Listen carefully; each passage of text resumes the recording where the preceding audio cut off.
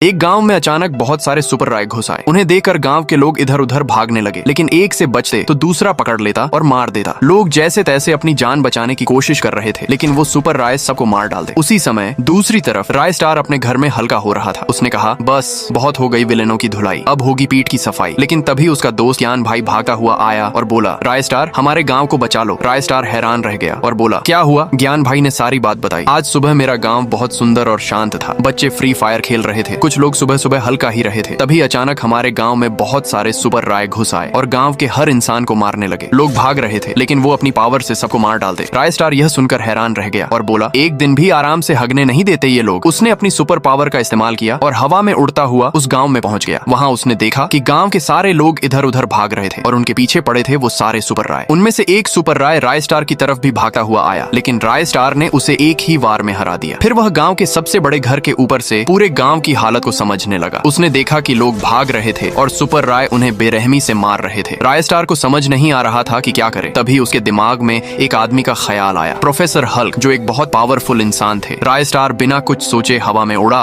और कुछ ही देर में प्रोफेसर हल्क की लैब में पहुंच गया। लेकिन वहां का हाल और भी बुरा था। सारे लोग मरे पड़े थे, सारी मशीनें खराब हो चुकी थी और लैब के कोने में प्रोफेसर हल्क बैठे रो रहे थे। राय स्टार ने पूछा, क्या हुआ था आपकी लैब में और क्या तुम्हें पता है कि वो सारे सुपर राय कौन है? प्रोफेसर हल्क ने कहा, राय स्टार, मुझसे बहुत बड़ी गलती हो गई। फिर उन्होंने सारी बात बताई। कुछ दिन पहले मैं अपनी लैब में बैठा कुछ काम कर रहा था। तभी एक आदमी ने मुझे बताया कि मार्केट में कुछ गुंडे घुस आए हैं और लोगों को मार रहे हैं। ये सुनकर मैंने सोचा कि अगर मैं उन गुंडों को मार दूं तो सारे लोग मेरे फैन बन जाएंगे। लेकिन जैसे ही मैं वहां पहुंचा, वहां भीड़ लगी थी। मैं पास गया तो देखा कि राय स्टार यानी तुम मुझसे पहले वहां पहुंचकर उन सारे बदमाशों को हरा चुके थे। तुम्हें देखकर लोग तालियां बजा रहे थे। मेरा प्लान था कि मैं तुम्हारे जैसा एक और राय स्टार बनाऊं, लेकिन वो होगा मेरा राय स्टार, सुपर राय। मैंने अपनी सारी जान लगा दी और आखिरकार वो तैयार हो ही गया। उसे देखकर मैं खुशी से नाचने लगा। अगली सुबह गांव में कुछ बदमाश गुंडे लोगों को मार रहे थे। मैंने सोचा कि यही समय है मेरे सुपर राय को टेस्ट करने का। मैंने उससे कहा, जाओ उन बदमाशों को मार दो। सुपर राय ने मेरा कहना माना